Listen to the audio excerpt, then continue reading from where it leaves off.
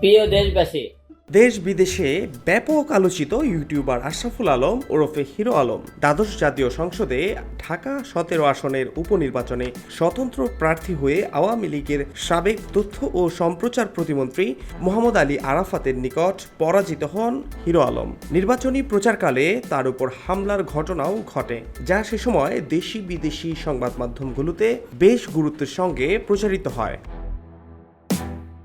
সম্প্রতি এক ভিডিও বার্তায় হিরো আলম জোর করে তার জিতে যাওয়া আসন ছিনিয়ে নেয়া এবং পেটোয়া বাহিনী দিয়ে তার উপর নেক্কারজনক হামলার বিচার চেয়েছেন।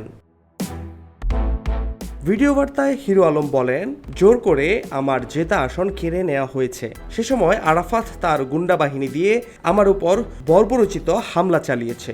আমি এ ব্যাপারে বনানী থানা এবং পরবর্তীতে ডিবির কাছে অভিযোগ জানিয়েও কোনো প্রতিকার পাইনি।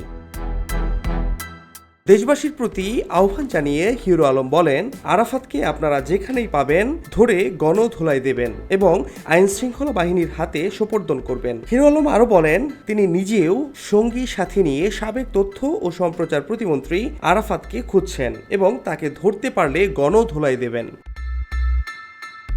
ছাত্র জনতার এক দফা আন্দোলনের মুখে শেখ হাসিনার দেশত্যাগ এবং সরকার পতনের পর ইতিমধ্যে আটক হয়েছেন সাবেক সরকারের প্রভাবশালী বেশ কয়েকজন মন্ত্রী, এমপি ও নেতা। তবে সাবেক প্রতিমন্ত্রী মোহাম্মদ আলী আরাফাত দেশ ছেড়েছেন নাকি দেশেই আত্মগোপনে আছেন তা এখনও নিশ্চিত হওয়া যায়নি।